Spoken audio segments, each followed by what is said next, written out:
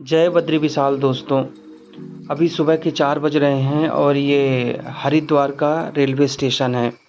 Railway station सामने है और जैसे रेलवे स्टेशन से आप बाहर निकलोगे राइट हैंड में लगभग 5 मिनट की दूरी में आधा घंटा आपको बस स्टैंड लगा हुआ है। परंतु बस स्टैंड से पहले ही कई सारी हिमगिरी और इधर आपके कुमाऊं मंडल विकास निगम की बसें खड़ी हुई हैं, जो कि केदारनाथ, बद्रीनाथ, जोशीमठ के लिए सुबह 4 बजे से स्टार्ट हो जाती हैं और सुबह 7 बजे तक ये चलती हैं। परंतु ये डिपेंड करता है कि अगर बस जल्दी भर गई हैं तो 7 बजे से पहले ही निकल जाती हैं। तो अगर आप यात्रा करना चाहते हो तो आप जल्दी सुबह आ जाइए यहाँ। दूसरा ऑप्शन ये है कि यहाँ से बुक्ड टैक्सी भी जाती हैं, जो कि 10 से 12 हज़ार रुपये आपको लेंगे। 4 से 5 लोग उसमें जा सकते हो। ये देखिए बद्रीनाथ जी के लिए बस खड़ी हुई है जो बाया जोशीमठ जाएगी। आपको मैं अंदर से इस बस को दिखाता हूँ। इस तरह से बस अंदर से दिखती है। और इस बस के किराए की मैं बात करूँ तो इस तरह की सारी बसों के किराए की मैं बात करूँ तो 600 से लेके 1500 के बीच में किराया होता है। डिपेंड्स ऑन बस की क्वालिटी कैसी है और इंटीरियर कैसा है। अब हम हरिद्वार से आगे ऋषिकेश के लिए निकल चुके हैं। ऋषिकेश से आगे देखिए जोशीमठ के बीच में कई सारे कर्णप्रयाग, सोनप्रयाग और सारी चीज़ें आएंगी। तभी आपने पीछे देखा कि रास्ता बहुत अच्छा था, परंतु आगे देखिए रास्ता इस तरह से है क्योंकि लैंडस्लाइडिंग हुई थी यहाँ। लैंडस्लाइडिंग के बाद रास्ता ऐसे हो जाते हैं। और आगे ये देखिए ऑल वेदर रोड के हिसाब से पहाड़ों को मॉडिफाई किया जा रहा है। सीढ़ियाँ बनाई जा रही हैं, पिलर बनाए जा रहे हैं। फिर आगे चल के पहाड़ को कंक्रीट के रूप में ऐसे दे दिया जाएगा, तो जो लैंडस्लाइडिंग वगैरह होती है वो कम होने लगेगी। तो फिर इसके बाद हम आगे निकल चुके हैं सोनप्रयाग के लिए। सोनप्रयाग के बारे में तो आप सबको पता ही होता है, पता ही है। यहाँ अलकनंदा और भागीरथी नदी का संगम होता है, जो कि आगे चल के गंगा नदी बनती हैं। तो आगे मैं आपको दिखाता हूँ। ये देखिए स्पष्ट रूप से यहाँ 2 तरह से नदियाँ आई हुई हैं। एक तरह से अलकनंदा नदी आई हुई है, दूसरी तरह से आपका भागीरथी नदी आई हुई है। अलकनंदा नदी का जल यहाँ साफ दिख रहा है, भागीरथी नदी का जल मटमैला है।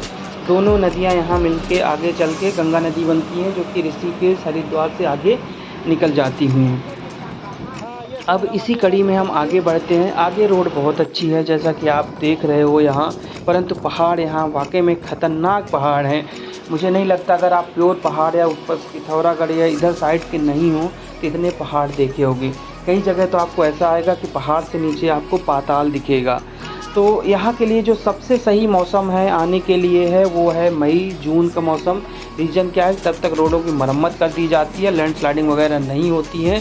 अब देखिए इसी तरह से आगे हम यहाँ पीपल कोटी के पहले लैंडस्लाइडिंग हुई है, जिस वजह से रोड जाम हो गई है और लगभग 2-2.5 घंटे के जाम में हम फंसे थे। लैंडस्लाइडिंग इस तरह से देखिए किस तरह से पहाड़ नीचे आ जाते हैं और फिर ये 1 वे रोड बन जाती है। 1 वे रोड में तो आपको पता ही है कि एक बार एक गाड़ी आएगी, फिर दूसरी गाड़ी रुकेगी, इस तरह से अगली गाड़ी फिर जाएगी। ऐसा करते करते यहाँ भी हमने जाम का सामना किया। परंतु अगर मैं ओवरऑल बात करूँ तो ठीक है। शुरू से हम सबको पता है कि बद्रीनाथ केदारनाथ जी की यात्रा आसान नहीं है, तो यात्रा में कठिनाई तो है, पर हाँ अनुभव आपका अलग अनुभव होगा, जो कि मेरा कहना है कि एक बार आपको ये अनुभव लेना चाहिए।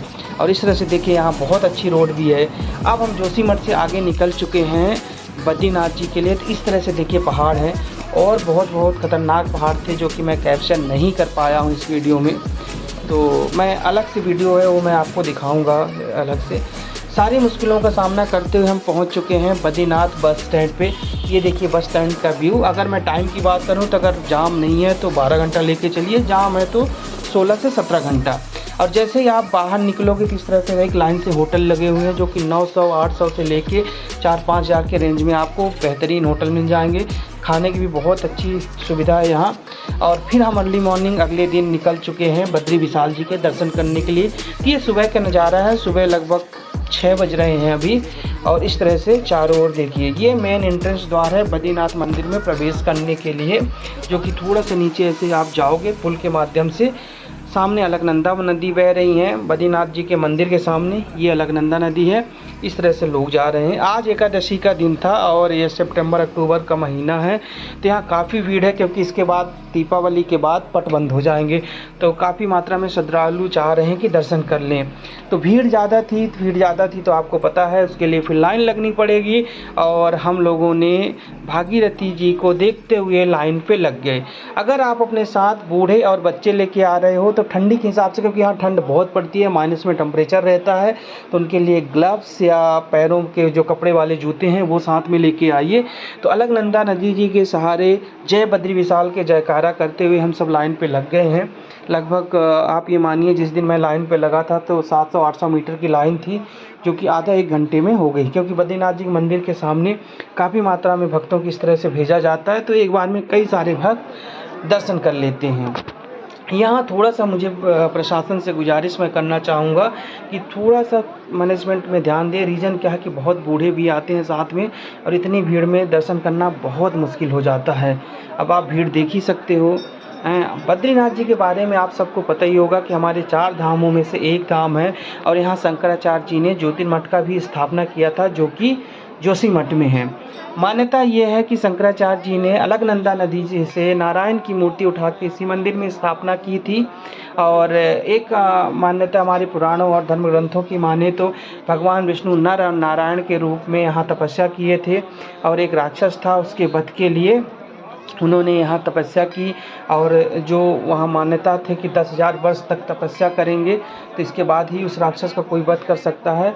तो भगवान विष्णु जी को अपने अंतर आत्मा से देखे कि वो ऐसा जगह कहाँ है, तो उन्होंने पाया कि केदार खंड में एक ऐसी जगह है जहाँ अगर आप एक दिन तपस्या करते हो तो उसका फल 10,000 वर्षों के तपस्या के बराबर है। परंतु उन्होंने ये भी देखा कि यहाँ तो शिव जी पार्वती माता के साथ पहले से ही तपस्या पे बैठे हैं, तो ना तो उनको बल से यहाँ से हटाया जा सकता है ना विनम करके। तो उन्होंने एक यहाँ फिर अपना एक रूप और लीला का किया कि एक बच्चे का रूप रख के भगवान शिव जी के गुफा में आके बैठ गए। माता पार्वती देख के उनको दया खा गई और बोली ठीक है, इस बच्चे को हम अंदर ले लेते हैं। फिर जब वो भ्रमण करके दोबारा आए तो विष्णु भगवान ने गेट नहीं खोला, और भगवान शिव को यहाँ से उठ के केदारनाथ में फिर तपस्या के लिए जाना पड़ा। और यहाँ फिर भगवान विष्णु तपस्या करने लगे। उनको तपस्या में बैठे देखकर माता लक्ष्मी ने एक बेर का रूप रख के उनकी रक्षा के लिए, उनको ठंड से बचाने के लिए वहाँ आके बेर का रूप बन के उनको छाया देने लगी।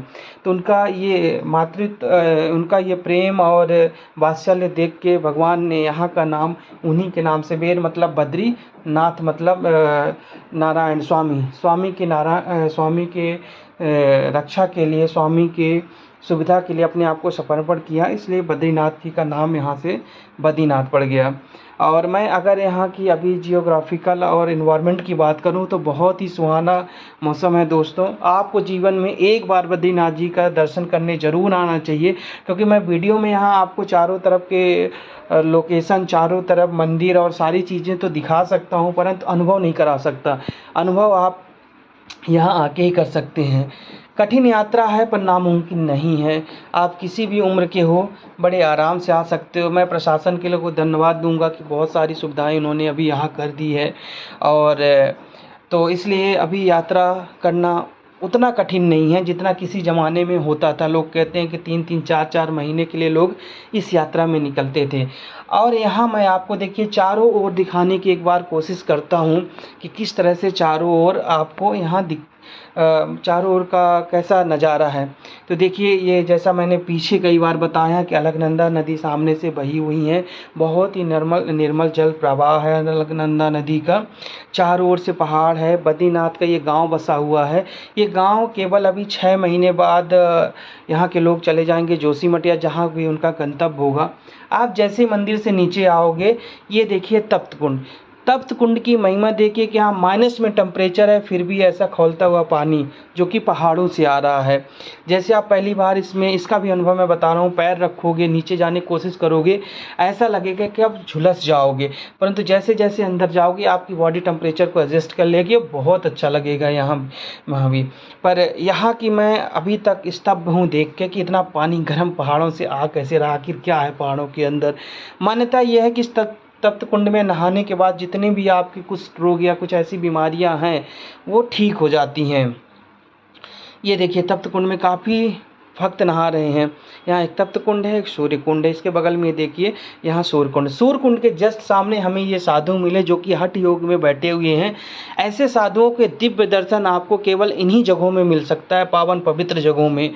अब मैं इनके हठ योग के सामने मतलब आधा 1 घंटा मैं इनको देखा, और मेरे पास कोई शब्द नहीं थे, ना कोई दिखावा ना कुछ, केवल हठ योग में बैठे। अब मैं मंदिर से बाहर आ चुका हूँ, एक बार फिर से मैं आपको चारों ओर दिखाने की कोशिश कर रहा हूँ। ये अलकनंदा नदी है, इनके अब जैसे आप बाहर निकलोगे चारों ओर ये दुकानें लगी हुई हैं, तो इन दुकानों में प्रसाद, घर के लिए सामान, फ़ोटो वगैरह आप ले सकते हो। देखिए चारों ओर पहाड़ है दोस्तों। तो ये यात्रा बहुत ही सुखद यात्रा रही, हमें बहुत अच्छा लगा इस यात्रा में, और आप लोगों को मैं बिल्कुल कहूँगा कि आप एक बार यात्रा करिए। अगर मैं बजट की बात करूँ तो अगर आप एक ज़्यादा फालतू खर्चा नहीं करते हैं तो 4 से 5 हज़ार या मैक्सिमम 6 से 7 हज़ार में आपकी यात्रा पूरी हो जाएगी। तो जय बद्री विशाल दोस्तों।